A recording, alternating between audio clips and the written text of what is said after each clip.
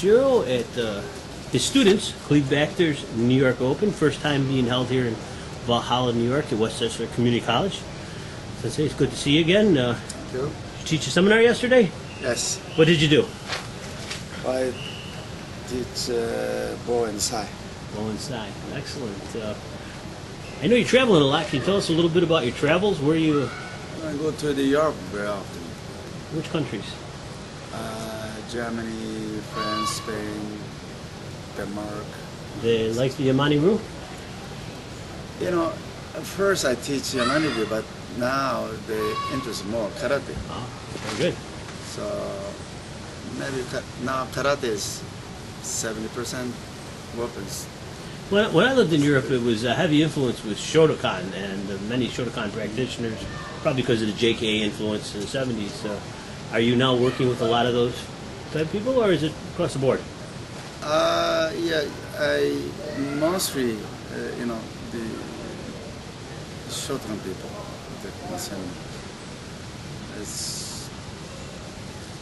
It was first, I taught them, weapons, how to glove the weapons, how to glove weapon, and how to make a fist is exactly the same thing. That's why I think they enjoy it. And,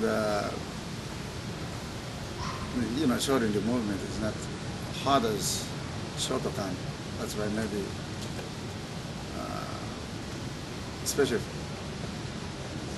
especially old people like it. So these old Shotokan guys are now finding a new life in their martial arts through your karate. Excellent. So the Germans are taking on to this, and they're inviting you back regularly? Is that? Yes. Good. Almost once a month I go to Europe. Nice. You enjoy the food? It's too heavy.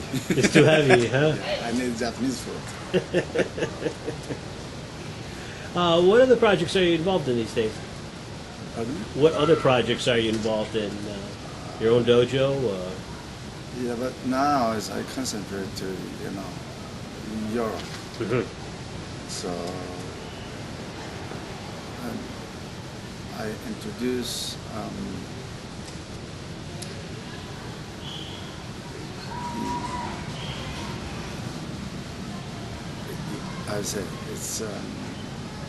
I explain why kata is so important to them. Then I think they, enjoy, they start to understand why kata is not only physical exercise. Kata is supposed to be, like I said, kata is supposed to be the same as kumite movement. It's otherwise why practice kata then? So the Europeans are finding what you're offering very interesting, and they want more knowledge. Yes. They want to know why they do the movements, Right. as opposed to just doing it for exercise. So I imagine you're having a large growth then with the. That's fantastic. I don't know. 10 Oshiro dojo in Germany and France and Denmark. 10 dojos? I think more than that, but I don't count it. So. That's great. Here in the States, are you involved with anything in the United States now? Any projects ongoing? No, it's like I said, just I go to the Europe and teach, not to the United States. Just only my dojo. Good. How is your own dojo doing? Very good. Nice neighborhood there in Yes. in San Mateo, California. Right. San Mateo. Excellent. Have you worked on any new projects for? I know you have DVDs. Have you been doing any new work on not that? new. Nothing, huh? Maybe in the future, but not now. Well, it's always been a pleasure to come and talk to you about kata, because you seem to be one of the few people that can communicate why we do what we do, and so many people just don't get it.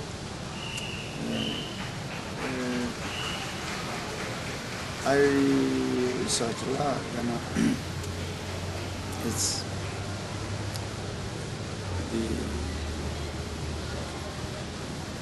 we know,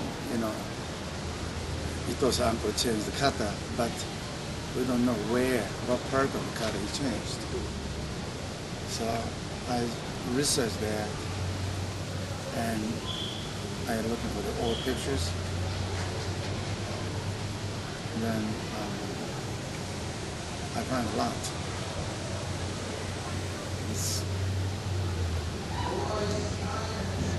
Especially picture is very interesting. Like Motobu's picture, or even though Miyagi's picture is very interesting. Miyagi children is Goju-ryu, but how they make a fist is exactly the same. Chamber is the same. So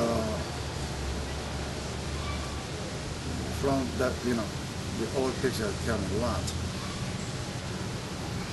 So you've really become a researcher. You were a detective at one time, weren't you? Right. So you've turned your detective skills into a Well, forensic martial artist. it's little stuff, small thing tell me a lot. And the technique is, very difficult to transfer. Like same word, but if you're never show, they can get it. Right. That's why, and the sports way is very different too. So this is not right and wrong, just different now. So I'm not saying sports way is no good. Sports way is good too. I've seen you train some students, sport kata. I think they were young men from Japan or Okinawa. Yeah. I watched them come to the U.S. Open and win. They were very good. And I know the focus for you is not just about sport, but yet you are quite capable of producing very good competitors. In today's competition, you see many changes with the kata. And what do you think about what we see these days? How can we help, or we need to be careful, or? I think if we keep doing changing like this, if kata is on performance, I think we're gonna lose kata. Kata will go on. And if karate competition, there's only kumite, what's the difference between kickboxing and karate? Karate have kata, that's why we have karate. Yeah. So, but our problem is we're not really explain what is kata, why you practice kata. So, Care to take a stab at it a little bit? pardon? Would you care to elaborate why we practice kata?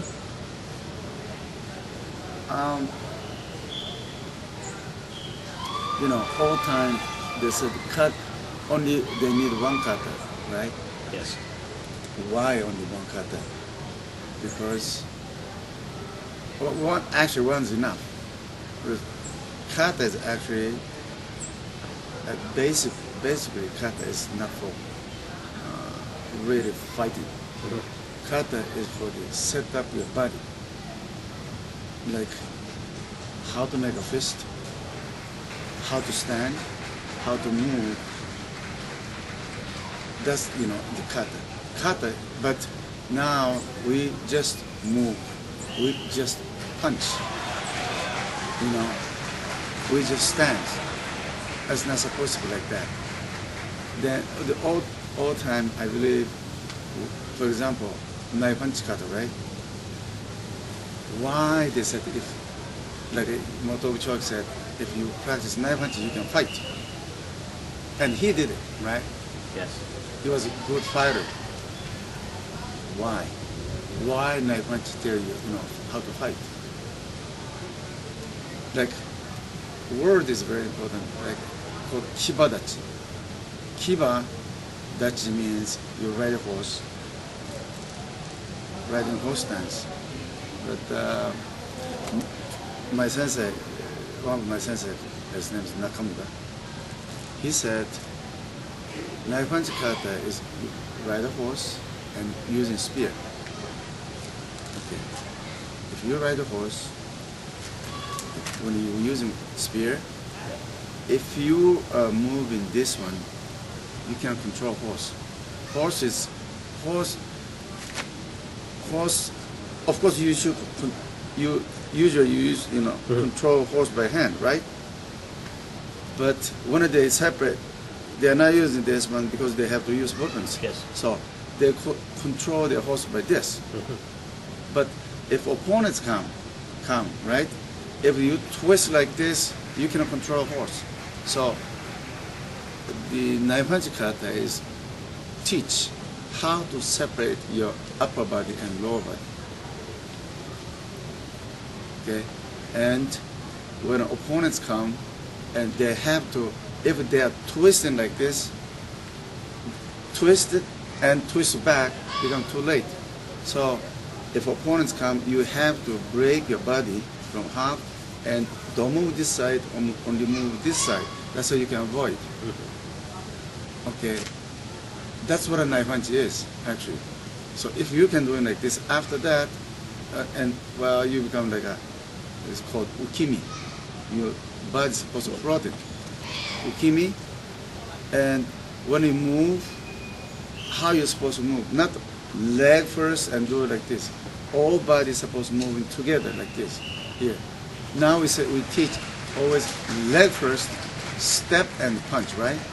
No, Yeah. Step and punch supposed to be same time. Otherwise, it makes no sense. But how to move, how to shift your body, that's kata teach. Then after that, they do only yakusok kumite all time.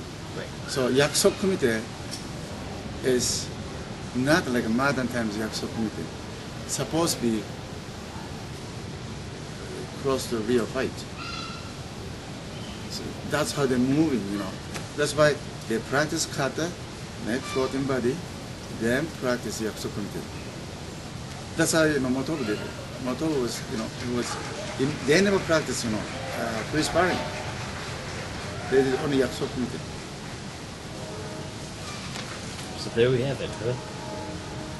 That's why I go to the Europe or I go to in my dojo. I teach how to make a floating body and how to make a fist. Fist is like they said right word, but you're doing it the wrong way. Means the modern karate way is a sport, so that's good because of sports. But you can hit hard, because we are squeezing hand. Hand is not supposed to squeeze. Hand is always like this. Then you punch. That's how you can use your wrist. They said you must use your wrist, but if you squeeze, how you can use your wrist? Because wrist never move. So modern people, karate, they are not to use wrist. They are twist their arm. That's why they can punch hard.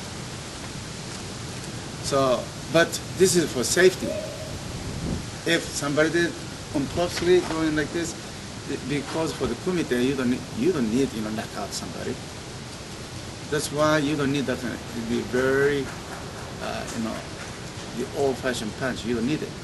That's tight in the punch. That's fine because for safety. That way you cannot deliver your energy to your opponent. Which is the point of the punch. Yes. To deliver the energy. The high, because you hold your energy inside. The old way is completely opposite. You have to release. That's Chinese way, right? Yeah. Well, no, it's not Chinese way. It's martial art. Karate, same, or other like kenjutsu or jujutsu, everything same. Let energy go. Release. Yeah. Yes. Yeah. The modern way is just because that's become physical exercise. So, but if that physical exercise too much, That's why you hurt your, you know, joint. Knees, hips, yes. It's the